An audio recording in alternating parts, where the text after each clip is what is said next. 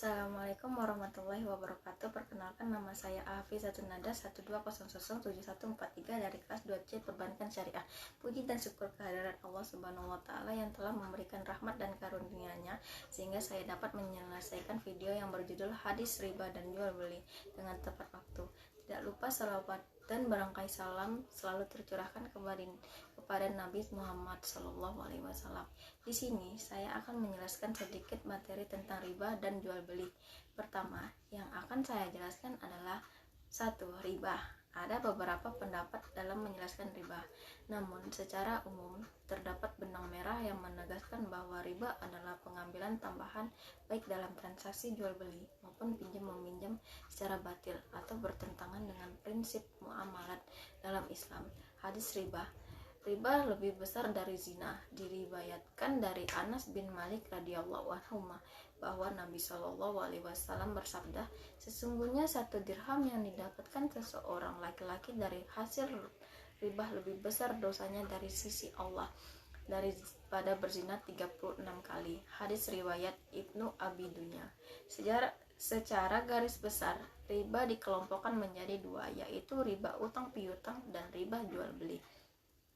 Kelompok pertama terbagi menjadi riba qard dan jahiliyah, sedang kelompok kedua ada 2 macam, yaitu riba fadl dan nasi'ah. Riba nasi'ah ialah tambahan yang diisyaratkan oleh orang-orang yang mengutangi dari yang berutang sebagai imbalan atas penangguhan atau penundaan pembayaran utangnya. Dari Samrah bin Jundub, sesungguhnya Nabi Muhammad SAW telah melarang jual beli hewan dengan bertenggang waktu. Riwayat Imam 5 dan disahihkan oleh Tirmizi dan Ibnu Jarud. Hadis tersebut bukan berarti hanya riba nasi'ah yang diharamkan. Semua riba haram. Asbabul wurudnya adalah Nabi ditanya tentang pertukaran antara gandum dan syair, emas dan perak dengan pembayaran diakhirkan. Hadis ini lebih tepat jika dipahami bahwa riba nasi'ah adalah riba yang terberat dibandingkan riba lainnya. Hukumnya, riba itu diharamkan dalam Islam dari riba besar maupun riba kecil, berlipat ganda ataupun tidak. Hikmah tasyri'nya: pertama, riba meniscayakan mengambil harga orang lain tanpa ganti. Artinya, ketika kita menjual barang seharga 1 dirham dengan 2 dirham, lalu kita mendapatkan uang tanpa kompensasi sebesar 1 dirham, itu berarti kita telah merampas harta untuk kebutuhan orang lain. Yang kedua, bergantung pada riba hanya akan menghalangi manusia dalam bekerja. Dengan riba, seseorang akan merasa tidak perlu bekerja lagi karena akan mendapatkan uang kompensasi tanpa harus lelah-lelah bekerja. Ketiga, riba akan memutuskan kebaikan antar sesama. Dengan riba, seseorang akan merasa senang dengan memberikan pinjaman dan dikembalikan dengan jumlah yang lebih besar. Itulah mengapa riba itu diharamkan dalam Islam. Dan yang kedua, yaitu yang jual beli. Jual beli adalah proses pemindahan hak milik atau barang atau harta kepada pihak lain dengan menggunakan uang sebagai alat tukarnya. Menurut etimologi, jual beli adalah pertukaran sesuatu dengan sesuatu yang lain. Kata lain dari jual beli adalah al-bai, asyira, al-mubadah, dan at-tijarah. Hadis tentang jual beli dari Abdullah bin Umar radhiyallahu anhuma dari Rasulullah SAW, beliau bersabda, jika 2 orang saling berjual beli, maka masing-masing di antara keduanya mempunyai hak pilih selagi keduanya belum berpisah, dan keduanya sama-sama mempunyai hak, atau salah seorang di antara keduanya membeli pilihan kepada yang lain, lalu keduanya menetapkan jual beli atas dasar pilihan itu, maka jual beli menjadi wajib. Ada hadis yang semakna dari hadis Hakim bin Hizam. Dia berkata, Rasulullah SAW bersabda, 2 orang yang berjual beli mempunyai hak pilih selagi belum berpisah. Atau beliau bersabda, hingga keduanya saling berpisah. Jika keduanya saling jujur dan menjelaskan, maka keduanya saling menyembunyikan dan berdusta, maka barakah jual beli itu dihapuskan. Sebab turunnya hadis ini dikeluarkan oleh Bukhari dan Muslim, dan hadis ini sahih. Hadis tersebut dari Ibnu Umar radhiyallahu anhu dari Rasulullah Shallallahu alaihi wasallam yang menjelaskan, apabila ada dua orang yang melakukan jual beli, maka masing-masing keduanya mempunyai hak khiyar selama mereka belum berpisah. Dan hadis tersebut ditunjukkan dengan perbuatan Ibnu Umar yang terkenal. Bila kedua pihak semuanya berdiri dan pergi bersama-sama, maka hak khiyar itu tetap ada.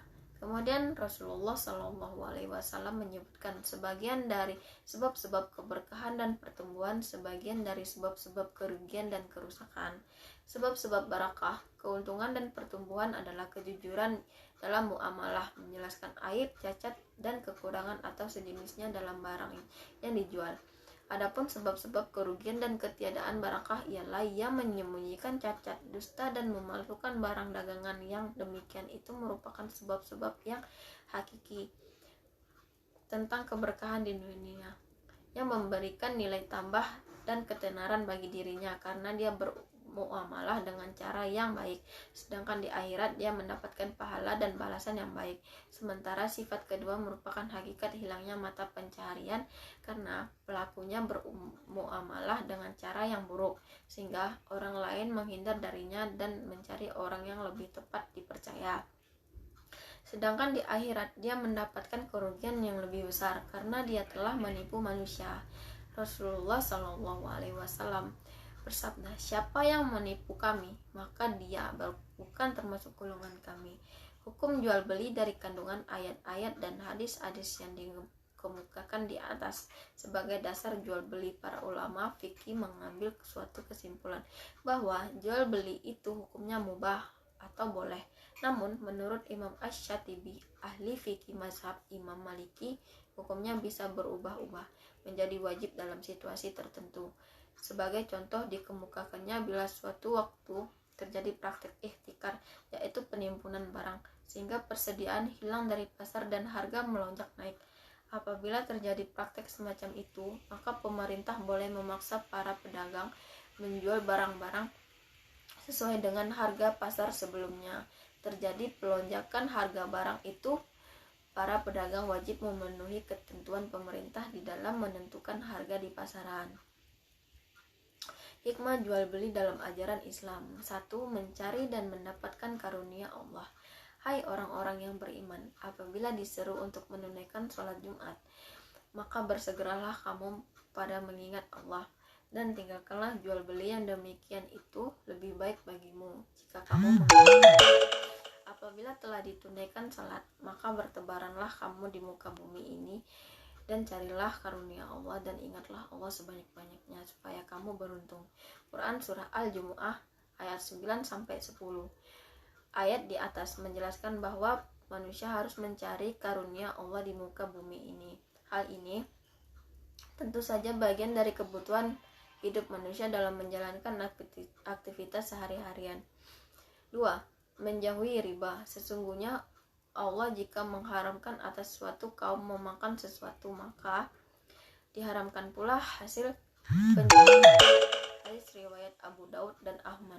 Riba jelas dilarang oleh Allah Subhanahu wa taala. Untuk itu, melakukan jual beli dapat menjauhkan diri dari riba. Tentu saja jika berjualan dan membeli tidak disandingkan dengan sistem riba juga. Dengan jual beli terdapat ada akad dan kesepakatan. Untuk itu, tidak akan dikenai riba atau hal yang bisa mencekik hutang berlebih bagi pembeli. Sebagaimana disampaikan dalam hadis Rasulullah Shallallahu alaihi wasallam melaknat orang yang makan riba, yang memberi makannya, penulisnya dan dua saksinya, dan beliau bersabda, mereka itu sama. Hadis riwayat Muslim. Maka riba harus dijauhi dan jual beli tidak masalah dilakukan, asal ada syarat dan ketentuan yang berlaku sesuai syariah Islam. 3. Menegakkan keadilan dan keseimbangan dalam ekonomi.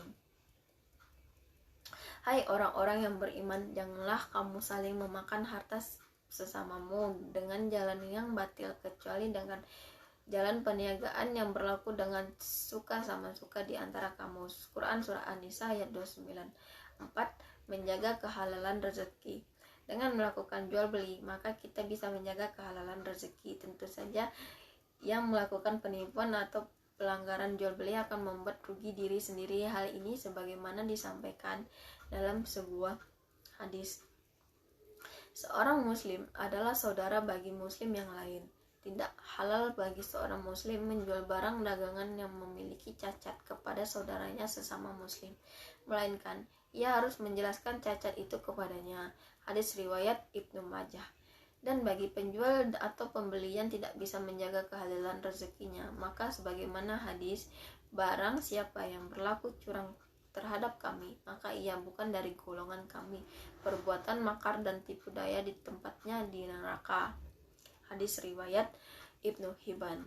Sekian penjelasan yang saya sampaikan. Apabila ada kesalahan baik sengaja maupun tidak sengaja, mohon dimaafkan. Wabillahi taufik wal hidayah. Assalamualaikum warahmatullahi wabarakatuh.